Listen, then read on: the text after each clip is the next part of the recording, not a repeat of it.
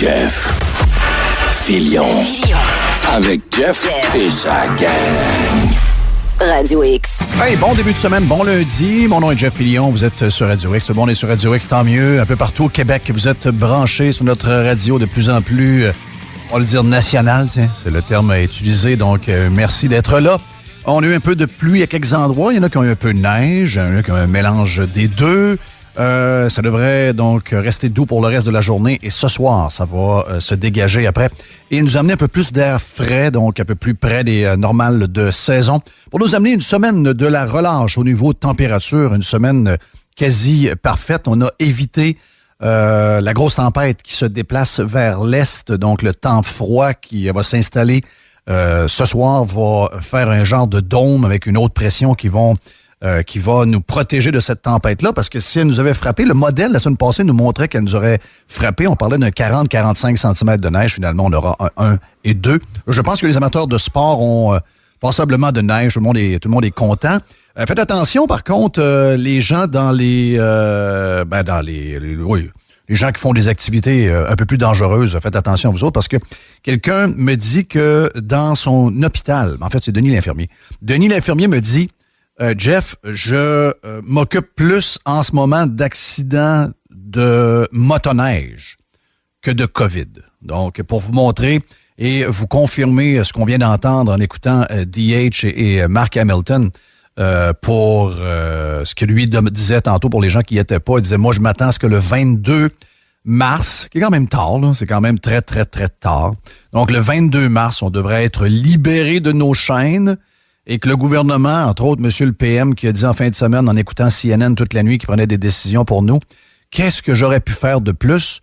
Ben, donner de l'eau, nourrir les gens, peut-être pas retourner les personnes âgées dans les CHSLD alors qu'ils étaient à l'hôpital pour libérer des lits. Il y a quelqu'un à New York qui risque peut-être d'avoir un procès qui l'amènerait jusqu'en prison si jamais c'est prouvé qu'il a fait ça. Et nous autres ici, c'est vu comme étant quelque chose d'extraordinaire. Donc, très peu de gens qui challenge le PM. Le PM se demande: qu'est-ce que j'aurais pu faire de plus?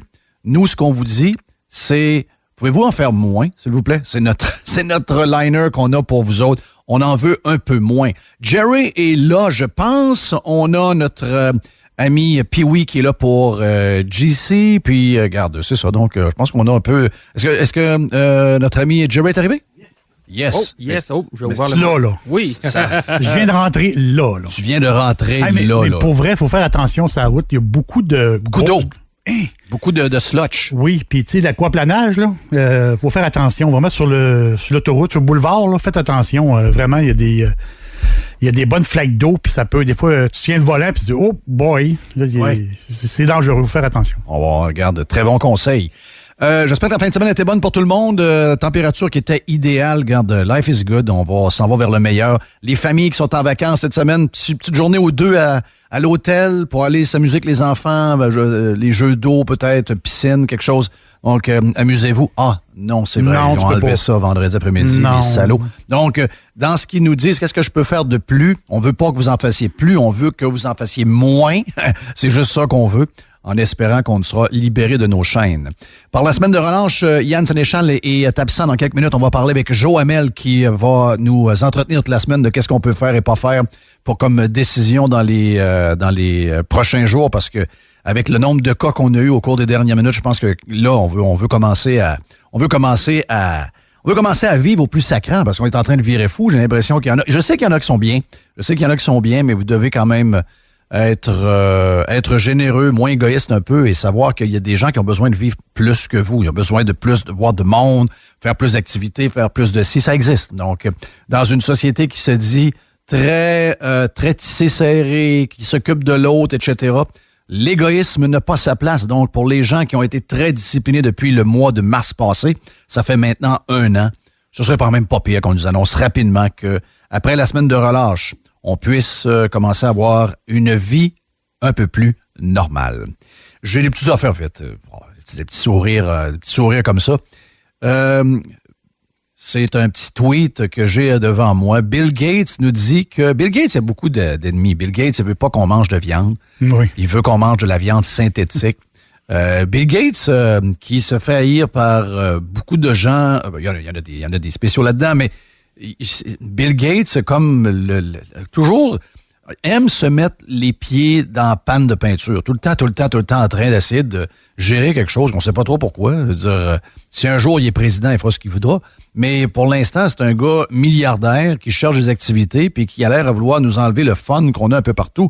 Donc là, lui, maintenant, il veut plus de vaches, il veut plus de bœuf. OK? Il veut de la viande synthétique. J'imagine qu'il y a dans un de ses nombreux investissements. J'imagine que quelque part, il doit avoir une compagnie qui fait de la viande synthétique. Mais lui, il dit, vous savez, hein, c'est beaucoup plus dangereux les vaches et les bœufs pour la pollution que même une voiture. OK. Donc, il y a quelqu'un qui a écrit, OK, parfait. On va faire un concours. Moi, je vais m'embarrer dans mon garage avec une vache toute la nuit. Et Bill, toi, tu vas t'embarrer avec ta voiture qui fonctionne dans ton garage. Demain matin, on se rencontre puis on parle des résultats. OK? Bye. C'est le genre de petite joke, sympathique. Effectivement, je pense que les vaches font des pets. Bon, les vaches font des pets. Oui, ils font des pets. D'après moi, c'est moins pire, pareil. Est-ce que le cas de M. Patate est réglé pour toujours? Là? Est-ce qu'on peut l'appeler M. Patate encore ou il faut arrêter complètement? Est-ce qu'on a réussi à renverser la tendance? M. Patate. Ben, il y a Mme Patate aussi. Ben oui, il y a Mme Patate. Ben oui, M. Patate, Mme Patate. Donc, j'espère qu'on s'entend pour dire que M. Patate, c'est un monsieur, que Barbie, c'est une fille. Tu sais, il faut pas compliquer les affaires ben, parce que là, on s'entendra pas sur rien. Ken, c'est un gars. Okay? Il y a un Jeep, il y a il y a du linge de camouflage. Oui. Il aime les activités un peu plus gars. C'est un gars. Ken, c'est un gars. Puis je sais, des fois, là, dans les annonces qu'on vous fait de voitures, on met du monde qui ressemble pas bien aux gens que nous connaissons alentour de nous. Mais c'est maintenant le règne des marginaux. Et ça, il faut l'accepter, mais quand même, à un moment donné, il faut mettre notre pied à terre. Monsieur Patate sera toujours Monsieur Patate. Surtout qu'il y a eu, après ça, Madame Patate. Donc, il y a Monsieur Patate. Donc, en espérant que ça a été réglé, je pense que les gens, en fait, ont tiré leur conclusion. Monsieur Patate va toujours exiger. Quoi qu'en veut la gauche, quoi qu'en veut les woke, Monsieur Patate, c'est réglé. Barbie, c'est une fille. Puis nous autres aussi, le monde normal savent que quand il arrive un bébé sur Terre, si le bébé, quand il arrive, là, le médecin coupe le cordon, donne le bébé, puis là, tu vois, hop, on n'a pas fait de test savoir si c'est un gars ou une fille. Et le petit bébé, il y a un pénis. Ou le petit bébé, il y a autre chose. Il y a ce que mes filles avaient quand elles sont arrivées. Ben, si un petit pénis, c'est un petit garçon. Puis si l'autre, c'est une petite fille. OK? Donc, ça, si on s'entend là-dessus, on va avoir une belle semaine. On va pouvoir s'entendre sur tout le reste. Ça va bien aller. Oui. Puis, si jamais vous trouvez brillant de voir un gars qui devient fille et qui s'en va dans une genre de UFC et qui défonce le crâne des filles contre qui il est parce qu'il a un avantage physique étant à la source un homme, on ne pourra pas s'entendre non plus. OK? Donc, si vos filles font des activités de sport puis qu'ils sont dans la compétition, vous ne voulez pas que tout leur sport soit démoli par des gens qui arrivent et qui n'ont pas d'affaires là. Mais je comprends qu'il y a des gens qui défendent ça. C'est drôle pareil, ce sont des gens... On fait ça pour protéger les femmes. C'est souvent les femmes qui s'objectent à ça. Mais faut s'entendre là-dessus. Je pense que faut simplifier les affaires. Faut garder ça le plus simple possible et le plus comme ça doit être. Et des fois, on s'excite un peu, on manque d'activité, on manque de choses à jaser, on manque de couleurs. On a besoin de, je sais pas trop, mais on a besoin d'amener des histoires qui sont pas des problèmes puis en créer pour une raison que je ne connais pas. Mais Monsieur Patate, sérieux. C'est une des pires histoires de la semaine passée, ça. Mais là, en tout cas, en fin de semaine, je pense qu'on a vu à certains endroits, il y en a qui ont dit non, regarde, on met notre pied à terre, Monsieur Patate, c'est Monsieur Patate. Le reste, s'ils veulent l'appeler Patate, l'appelleront Patate. Mais nous autres, on va continuer à l'appeler Monsieur Patate. That's it, c'est tout. C'est tout. C'est le personnage. Ben oui, tu sais. Qu'est-ce que j'ai à jaser? Hey, les histoires de... Ah, juste un mot, Jeff, par rapport à Bill Gates tantôt. Là. Oui. Je pense que Bill Gates, il y avait de l'argent dans... Il l'a peut-être encore, là, je ne sais pas s'il a vendu, mais dans Impossible Foods. Donc, c'est un compétiteur de Beyond Meat. Donc, il y a de l'argent. Ça, c'est de la viande végétale. C'est pas la viande synthétique, c'est de la viande végétale. Oui, mais quand même, il y avait des parts dans ces compagnies-là là, de viande végétale à base de plantes. Ouais. Est-ce que j'ai lu une patente, je ne sais pas s'il y a des gens vegans qui nous écoutent, mais 670-9098, j'ai lu quelque chose, je pense que c'est la semaine passée que j'ai lu ça.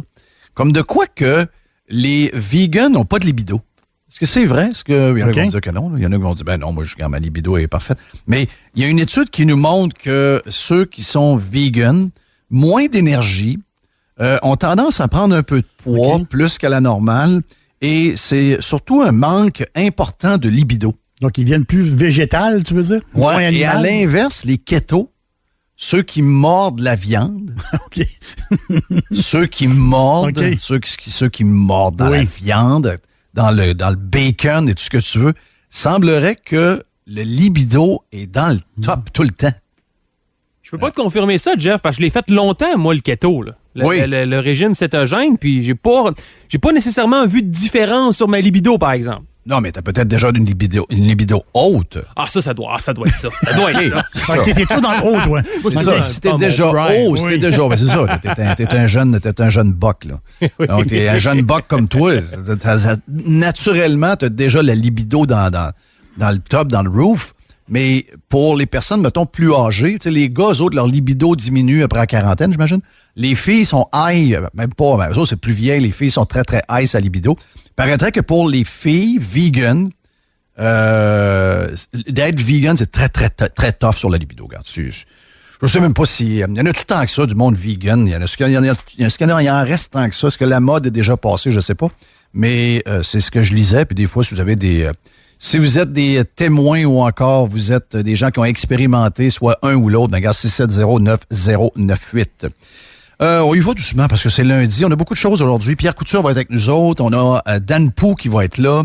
On a Benoît Giroir qui va nous parler du mouvement qui se dessine en ce moment, là, les parents qui s'élèvent contre le fait que les jeunes enfants du primaire vont devoir porter le masque au retour à l'école la semaine prochaine. Donc, il y a des parents qui en ont plein le derrière. Ils sont plus capables. Et là, ils trouvent que les enfants font d'énormes sacrifices. Puis là, qu'on en rajoute tout le temps, malgré le fait que les enfants semblent complètement, je dirais, pas immunisés. Mais en tout cas, non parce qu'ils l'attrapent, mais ils sont immunisés contre des problèmes de santé et surtout contre la mort. Il n'y a aucun mort au Québec de la COVID chez les enfants, donc 0, 0, 0, 0, 0. Ce qui arrive, par contre, à chaque année avec la grippe, ça n'arrive pas avec la COVID. C'est la très bonne nouvelle. Mais au lieu de leur donner un peu de lousse, au lieu de leur donner un peu de liberté, eh bien, au contraire, on est toujours en train... Et j'ai cru comprendre dans cet article-là, en fin de semaine, du premier ministre qui nous parlait de la première année de la COVID, il semble avoir une obsession en lui de vouloir en faire plus. Alors que la solution, c'est souvent dans n'importe quel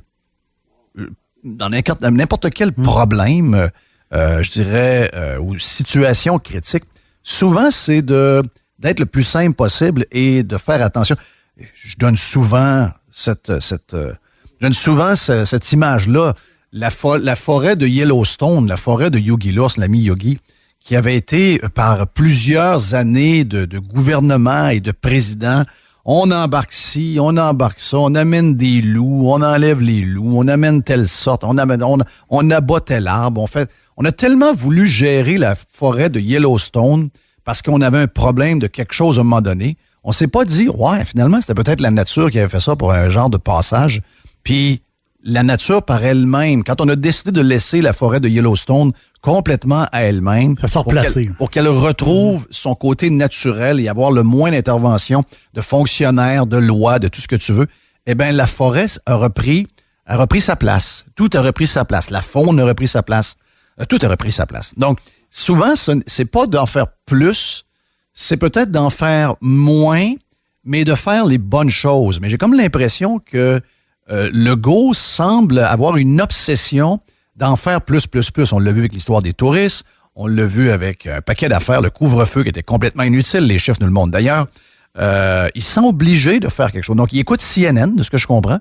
Il écoute CNN, il pogne les idées les plus bizarres qui sont entendues dans la journée à CNN, c'est lui qui le dit. En fait, il écoutait CNN de nuit. Et là, il prend les idées les plus bizarres des endroits du monde où on est le plus restrictif et il les importe au Québec. C'est un peu ce que j'ai compris de sa stratégie. Eh bien, l'histoire des masques dans le visage des kids, sérieux, c'est une idée de quelqu'un qui sait plus quoi faire pour se rendre intéressant. C'est contre-productif. Ça ne mènera absolument à rien. Ça va, je sais pas qu'est-ce que ça va donner de plus. S'il y a un virus à se promener dans les écoles, entre vous et moi, qu'il y ait masque ou pas masque, d'après moi, le virus va prendre sa place. Si vraiment il y a des, entre guillemets, variants, des variants qui sont très, très, très, ils sont plus contagieux que le virus du départ, ils vont trouver un moyen. Là. C'est quand même des kids, là. Ils n'auront pas le masque à bonne place. Ils vont peut-être pas laver leurs mains. C'est déjà, Jeff, parce que les 5e années, les 6e années portent le masque présentement. Oui. Mais là, ça va être les 1, 2, 3. Exact. C'est déjà... moi, je suis bien ployé dans le domaine. C'est déjà un peu compliqué pour les 5e, 6e années. Imaginez-vous 2e année. Imaginez-vous les petits. Ça sera... Le prof va passer beaucoup, beaucoup de temps à reprendre les enfants tout le temps. Puis, c'est-tu plate de se faire reprendre tout le temps aussi? Là, veut dire, à un moment donné, là, veut dire, ça prend... Ils sont petits, là. Oui. Ils sont petits. Eh oui. Hey, pour finir, avant d'aller trouver Joe Hamel, qui est là cette semaine pour Yann Sénéchal, qui est en semaine de congé avec ses kids, juste vous donner, des gens se posent la question, est-ce qu'on a pognassé les zones de couleur? Oui, vous savez qu'on a pognassé les zones de couleur. Malheureusement, ça a créé un paquet d'affaires un peu bizarres. Les gens du Saguenay qui ne veulent pas servir les gars de motoneige de Montréal ou de Québec qui font faire un tour au Saguenay sur les Monts-Valin ou qui se promènent un peu partout. Entre autres, on a vu l'exemple, je pense que c'est La Chapelle, là, pour les gens qui font de la motoneige au Saguenay. Vous savez c'est quoi cette place-là, qui est quand même une place très connue. Si vous n'avez pas un permis de conduire qui est de la région du Saguenay-Lac-Saint-Jean, on vous amène une poutine dehors. Donc, une chance, il fait -1, -2, 0, 1, 2, 3, c'est pas pire. S'il faisait -25, ce serait un autre game. Mais c'est ce qu'on a réussi à créer alors que, entre vous et moi, il y a eu un cas de COVID, entre autres, en fin de semaine du côté de Chaudière-Appalaches. Et la région de Québec est très tranquille également. Mais les gens de Québec qui arrivent en motoneige au Saguenay, qui ont faim et qui veulent se réchauffer un peu, c'est toi, tu prends ton stock, c'est dehors, on veut pas te servir, t'es dangereux, goodbye. Ça l'a créé un peu de... Ça a créé des situations embarrassantes, on va se le dire. Et en plus que c'est pas une des vraies zones avec les couleurs qu'on avait à l'automne, c'est maintenant des zones qui ont été pognassées. Le but, c'est de vous en donner le moins possible. J'ai lu ce matin dans des médias québécois que certains pensent que la pandémie va se poursuivre jusqu'en 2024. Il y a beaucoup de wishful thinking là-dedans. Heureusement, il semblerait que le virus a décidé autrement puis est en train de s'en aller tranquillement, pas vite. Puis peut-être que nous, on est immunisés naturellement plus qu'on le pense. Mais c'est juste pour vous donner les codes de couleur qu'on a au Québec. Parce qu'il y en a qui disent « Ouais, mais en Ontario, à telle place, sont rouges aussi. » OK. MC Les Tourneaux sur Twitter a fait un tableau vraiment, vraiment précis. Parce que souvent, les gens disent ça. Ouais, mais en Ontario, à Toronto, c'est rouge aussi. Là. Puis dans la banlieue de Toronto, c'est rouge. Ouais, mais c'est rouge. Mais qu'est-ce qui est rouge? C'est comme dire, à telle place, ils sont en confinement. Oui, mais quel est le confinement? On prend pas le temps d'aller voir les détails. Ah oui, mais l'Australie, eux autres, là, c'est vraiment sévère. Mais non, c'est pas toute l'Australie qui est sévère. C'est juste la province de Victoria. Le reste de l'Australie, c'est pas mal free en ce moment, là. Donc, tu sais, il faut aller en détail et je trouve que son tableau est extraordinaire parce que ce que ça montre, c'est que les deux zones rouges, quand on se compare avec d'autres, c'est pas en toute la même affaire. Tu sais, c'est pas des zones canadiennes, c'est des zones provinciales et nous autres, quelle surprise, on est les plus têteux et les moins yéyés de la gang. Zone rouge au Québec, ça veut dire resto fermé. En Ontario, zone rouge, c'est 4 personnes par table. Le gym au Québec, il est fermé. Le gym, là-bas, est ouvert. Donc, on a le sport, OK? Donc, le sport fermé. Si tu fais du sport en Ontario avec 3 mètres de distance, c'est correct. On a le couvre-feu au Québec. Il n'y a pas de couvre-feu en Ontario. On ne peut pas faire de visite à l'interne. Vous avez le droit d'avoir 5 personnes à l'intérieur qui n'est pas de votre bulle en Ontario. Et si vous êtes à l'extérieur, au Québec, on nous dit qu'on a le droit à 4 personnes. Et en Ontario, c'est 25 personnes si vous êtes dehors. D'ailleurs, en fin de semaine, ça nous a amené une situation un peu bizarre. Des gens de l'Estrie, OK? 3 couples de l'Estrie. Pas oublier que si vous êtes dehors, vous pouvez aller faire la file dans un centre de ski. Vous allez avoir à peu près 500 personnes alentour de vous, très, très, très proches. Si vous allez dans un parc, si vous allez glisser, vous êtes prêt. Par contre, et l'exemple que tu m'as donné un matin, Jerry, c'est si vous allez, mettons, alentour d'une bibliothèque, on a installé des genres de feux au propane pour se réchauffer avec des chaises. Vous avez le droit d'aller là avec des inconnus, il n'y a pas de problème. Par contre, si vous faites comme les 3 couples de l'Estrie qui se sont rencontrés en fin de semaine et qui ont décidé de faire un feu à l'extérieur et d'être à plus de 2 mètres, donc chacun des couples était à plus de 2 mètres de l'autre, il est arrivé 3 voitures de police. Il est arrivé 3 voitures de police. Oui, 3 voitures de police. Et ils se sont fait donner 10 000 $ d'amende. Alors que le gars, lui, il dit, mais je peux aller magasiner avec eux. Je peux aller au ski avec eux. Je peux aller dans tel parc urbain opéré par la ville avec eux. Mais là, tu me dis qu'ici, alors qu'on respecte, et on est allé à l'extérieur, il y a beaucoup de choses très, très bizarres, en espérant que ces gens-là ne payent pas cette amende-là. Je pense que la majorité des gens ne payent pas. Là. Ça devient tellement ridicule qu'on s'entend qu'on prend le papier d'amende de 10$, on le sac à la poubelle. Il viendrait nous chercher avec des menottes plus tard. On s'en parle dans 1 an. Là, mais sérieux, cette histoire-là n'a aucun sens. Et la dernière patente dans le parlage, une autre affaire qui n'a pas de sens. Médecin vacciné, OK, médecin vacciné, éclosion. Un cas dans la classe de son enfant, pas éclosion, un cas de COVID dans la classe de son enfant. Son enfant est testé par après. Il est positif sans symptômes. Isolé dans la maison, lui a donc le médecin en question, le médecin, le père, qui est médecin, il a son vaccin, la première dose, il a testé plus qu'une fois, il est négatif, et on lui dit de rester chez eux, malgré le fait que nos hôpitaux ont bien de la misère, paraît-il, puis que c'est bien dur. On se passe d'un gars qui travaille à l'urgence, c'est un urgentologue, on se passe d'un gars qui travaille à l'urgence alors qu'il est négatif, vacciné. Ça aussi, il va falloir en jaser, pas à peu près. Hey, on s'en va avec notre ami Joe Hamel, Jonathan Hamel. Bon midi, bienvenue mon ami Joe. Merci d'être avec nous autres pour toute la semaine. Très, très, très content que tu aies accepté. On va parler de plein d'affaires dans les prochains jours. D'abord, ça fait 1 an. Le premier ministre nous a dit en fin de semaine, Joe, que il a écouté CNN beaucoup la nuit, en plus de lire tous ses livres qu'il lit. Donc, il écoute CNN la nuit. Et puis là, il se demandait la question suivante. Qu'est-ce que j'aurais pu faire de plus? Est-ce que c'est bon de dire qu'il aurait peut-être pu en faire juste moins? Oui, ben bonjour Jeff, je suis totalement d'accord avec toi. Je pense que c'est ce qu'on aurait dû faire. On aurait dû en faire moins parce que, écoute, je pense que quand on voyait au début du mois de la pandémie, il y a une bonne partie des mesures qui étaient déjà appliquées de manière volontaire. Les entreprises avaient déjà déployé des mesures.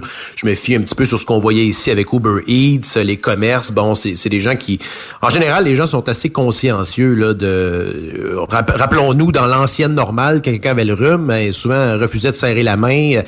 Les gens généralement tentent de s'autoprotéger, protéger les leurs aussi. Donc, je pense que je suis d'accord avec toi qu'on peut dire qu'une bonne partie des mesures qui auraient été déployées de manière largement volontaire. Ce qu'on a appris dans cet article-là, c'est assez incroyable en passant, là, cet article-là, où finalement notre feeling initial, on a parlé à quelques reprises au courant de l'année 2020, notre feeling à l'idée que c'était une crise 100% politique.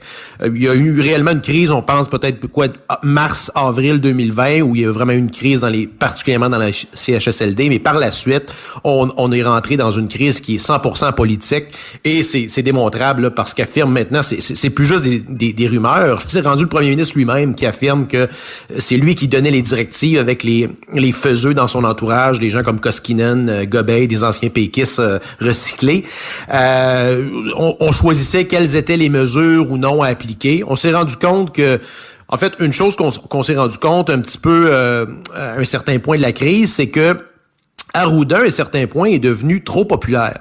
Dans les débuts de la crise, Arruda était devenu un petit peu la face de la crise, la face publique, disons, de la gestion de la crise. Et ça pour les faiseurs d'images, les faiseurs d'images autour de M. Legault, c'était problématique parce que c'était lui qui récoltait, si on veut, tous les appuis là par rapport à ça. Et on a vu un certain éloignement de la part du gouvernement Legault envers la santé publique là.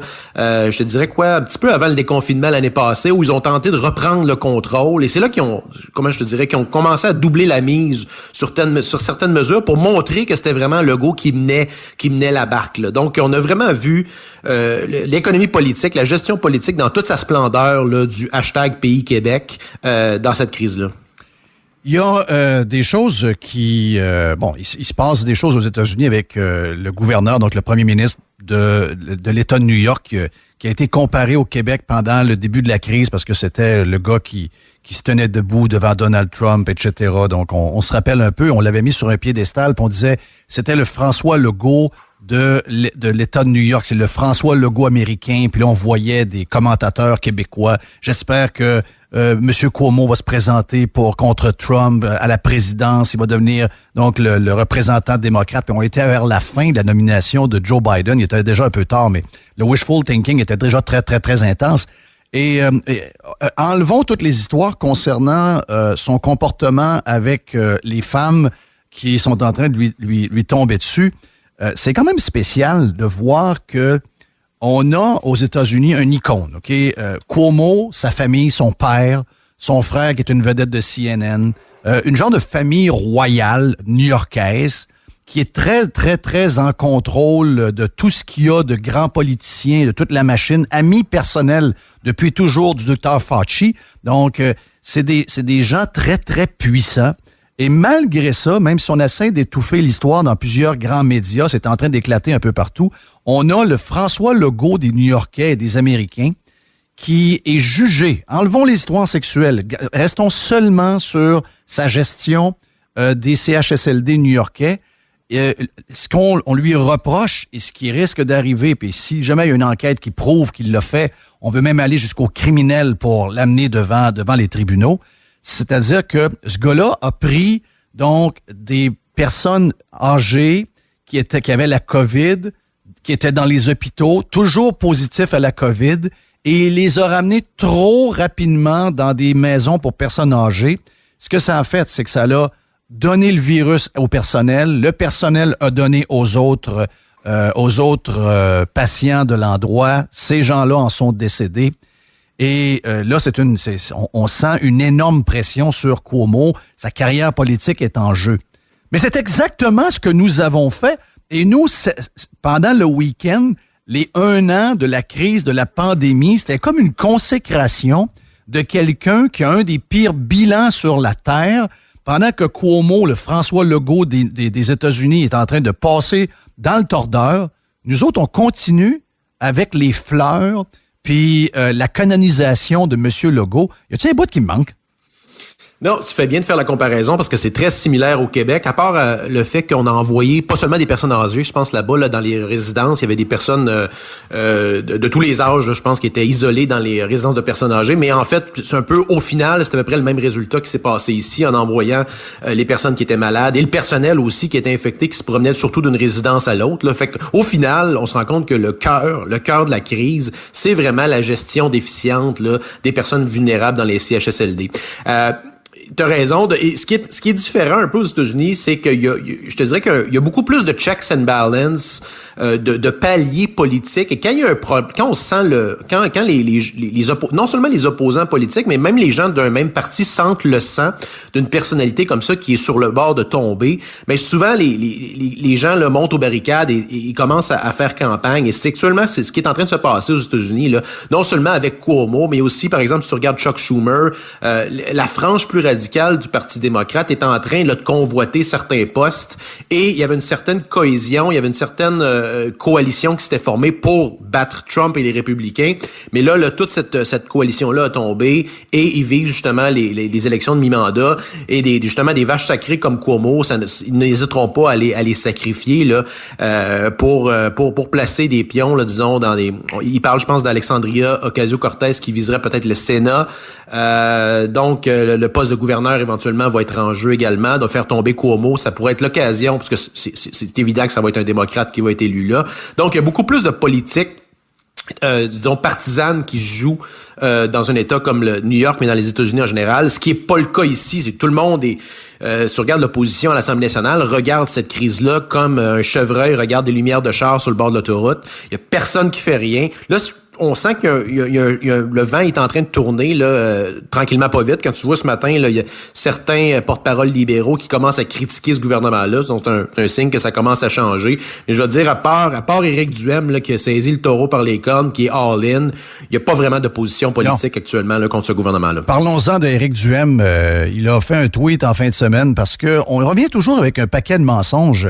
Le mensonge de la semaine de relâche qui nous aurait mis dans le trouble plus qu'ailleurs, alors que ça a été débogué, cette histoire-là, par des spécialistes qu'on est allé voir. Je pense que c'est le journal La Presse. Si vous allez sur Google, vous allez trouver cet article-là qui est assez complet, où on nous montre que non, la semaine de relâche, les gens voyagent partout. L'aéroport de Toronto avait beaucoup plus de monde dans la même semaine qui sont arrivés d'un peu partout qu'on en avait à Montréal. Donc, on a exagéré l'histoire de la semaine de relâche et on s'en sert encore aujourd'hui. On parle encore des mensonges sur l'explosion des cas à Noël et c'est de ça qu'on sert pour les mesures qu'on utilise pour la semaine de relâche, etc. Entre autres, les piscines qu'on leur a enlevées vendredi après-midi à 4 heures. Un peu salaud comme décision. Et on revient aussi sur le fait que malgré les chiffres, malgré le fait que tous les États nord-américains sont en chute et même plus marqués qu'au Québec sans les restrictions que nous vivons, entre autres, le couvre-feu, parce que souvent, donc le premier ministre va vous dire « Ah, ben le couvre-feu, on peut pas vous le dire pourquoi, mais ça marche. » Et quand on regarde les chiffres que Éric Duhem nous a envoyés en fin de semaine, il dit « Ben écoute, depuis 7 semaines, depuis le couvre-feu, le nombre de cas quotidiens au Québec a diminué de 74 %. Pendant ce temps-là, en Ontario, pas de couvre-feu. Il a descendu de 70 % Aux États-Unis, sans couvre-feu, il a descendu de 78 % et en Alberta, sans couvre-feu, il a descendu de 81 %. Comment on peut dire des choses aussi fausses et s'en tirer comme il s'en tire?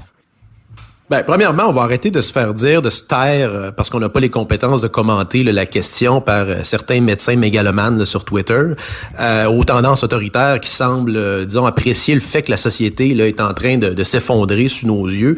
On a 1 an de données là, devant nous, d'à peu près partout à travers le monde, mais particulièrement en Amérique. Et je veux dire, quand tu regardes là, de façon désintéressée les données, tu peux constater qu'il n'y a à peu près aucune corrélation entre la sévérité des mesures et la diminution des infections à peu près partout. Et ça, c'est pas mal évident. T'as pas besoin d'un doctorat en infectiologie. Oui, mais ils jouent pas avec ça.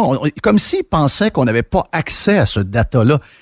C'est quasiment nous prendre un peu pour des idiots. Ils nous méprisent beaucoup, hein? Ben écoute, Jeff, t'as à peu près 40%, je pense, de la population québécoise qui est analphabète fonctionnelle. Tu as à peu près le 3/4 qui est pas capable de remplir son CELI, se maxer son CELI à chaque année. Donc, je pense qu'il y a quand même un public fertile pour ce genre de mensonges-là. Et les stratèges politiques autour de Legault instrumentalisent là, cette population-là. Ça, c'est absolument évident. Mais là, c'est clair, et je pense que ça commence à faire son chemin. Non seulement, justement, la baisse des cas, nonobstant la sévérité des mesures, mais surtout aussi parce qu'on voit que le reste du monde est en train de réouvrir, particulièrement les États-Unis. Là. On a vu, j'ai tweeté tantôt, là, vous allez voir sur mon compte JML sur Twitter, une carte des restrictions aux États-Unis. Il y a à peu près plus de restrictions là aux États-Unis. Il y a aucun endroit où il y a un couvre-feu. Il y a juste, je pense, la Virginie où il y a un couvre-feu. L'abolition là, des mandats de masques un peu partout. Donc, on est vraiment en train de sortir de la crise un peu partout, alors qu'ici, on est encore non seulement les 2 pieds dedans, mais il double la mise sur certaines mesures. Et comme tu disais tantôt en introduction, les zones de couleur, un véritable délire, cette affaire-là. Quand ils ont commencé à parler des zones de couleur, moi j'avais fait une observation en disant que la zone verte, là, faut pas tomber dans le piège en pensant que la zone verte, c'est la normale. La zone verte, c'est loin d'être la normale. Puis on fait une espèce de, comme tu disais, une zone verte modifiée qui nous enlève encore plus de droits. Donc là, il y a vraiment le temps, là. Puis j'aime beaucoup ce que Éric Duhem fait en allant, il est all-in. Ça prend quelqu'un qui dit qu'il faut enlever, premièrement, ça prend la fin de l'urgence sanitaire. Cette situation, c'est une situation législative, c'est un statut législatif réglementaire qui permet au gouvernement essentiellement de faire n'importe quoi. Mais ça, faut le corriger. Ce matin. Mais ça, faut le corriger. Il faut que la prochaine fois, ça soit utilisé dans des situations exceptionnelles. Mais là, ça a été renouvelé à chaque 10 jours par le comité exécutif près de François Legault. Et ça donne une gestion de pays un peu douteux. Et moi, je pensais jamais que le gouvernement avait à répétition, sans vraiment débattre, sans vraiment être obligé de le justifier, qui pouvaient être aussi longtemps dans ce mode-là, qui leur donne tous les pouvoirs. C'est vraiment épeurant.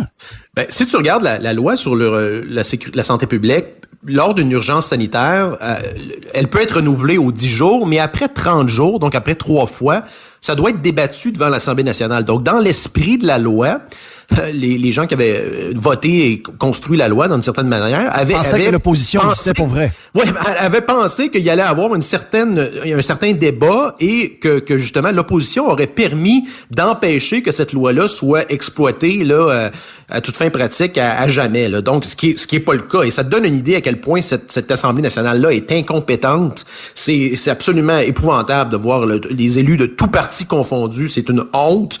On est dans une crise politique et la solution, Jeff, c'est pas compliqué, c'est politique. Ça va durer probablement encore plusieurs mois. Moi, je pense que le gouvernement essaie actuellement d'instrumentaliser cette crise-là pour la faire durer le plus longtemps possible, parce que chaque semaine, chaque mois que ça dure, ça les rapproche non seulement de l'élection, mais ça leur permet aussi d'avoir un certain plan de relance. Tantôt, là, quand les mesures vont être levées, ça va être la pluie des chèques là, pour la relance post-COVID. Et ça, ils ont ça, là, c'est ça qu'ils ont en tête présentement. Hey, merci, Joe. On parle demain. Demain, je te parle le genre de ce qu'ils ont lancé la semaine passée, qui n'est pas passé du tout ni d'un côté ni de l'autre, donc ni à gauche ni à droite. C'est-à-dire le fameux permis de tout faire si vous êtes vacciné, donc le permis de vaccination qui ne semble pas plaire à personne, mais en même temps de voir que les gens qui vont arriver d'ailleurs vaccinés vont devoir avoir les mêmes normes que s'ils ne l'étaient pas. Il y a comme quelque chose qu'on doit permettre, qu'on doit soulager, mais là, entre donner un permis à quelqu'un de vivre une vie différente d'un autre par rapport à si tu as le vaccin ou pas le vaccin, c'est quand même quelque chose d'assez gros. Mais je pense qu'ils ont backé, mais ils ont quand même soulevé ce débat-là, puis ce serait intéressant d'en parler, à moins que tu aies quelque chose à dire rapidement, vite là-dessus. Là. Ça, et je te dirais, le masque pour les enfants, là, on dirait que ça a été la goutte qui a fait déborder le vase là, dans les derniers jours. Regarde, les deux sujets, on les garde pour demain. Yes! OK, salut Joe Biden, à demain. Bye! Yes, Jonathan Hamel qui est avec nous autres, vous pouvez le suivre sur Twitter. J'adore Joe, on avait jasé beaucoup avec lui ce printemps lors de la première vague. Mm-hmm. Puis il y avait des engagements professionnels qui l'empêchaient de continuer à nous jaser. Mais là, il le fait cette semaine pour Yann Sénéchal qui est en vacances, donc en semaine de relâche avec ses enfants. Salut Yann, qui a été très actif en passant pour un gars qui est déjà en vacances en fin de semaine. Il l'était. Il a fait une très belle lettre. Je ne sais pas si vous avez vu sa lettre qu'il a fait sur Facebook. Allez voir Yann Sénéchal. Très, très belle lettre. Très posée. À la Yann. Yann est un gars très calme, donc à la base, très, très belle lettre qui a été partagée et qui a été vue par beaucoup de monde ce week-end. Donc, bonne semaine de relâche à mon ami Yann, mais très content de retrouver notre ami Jonathan Hamel. On va faire une pause, à moins que vous ayez quelque chose d'autre à me dire, mais on va faire une pause tout de suite. On vient dans un instant.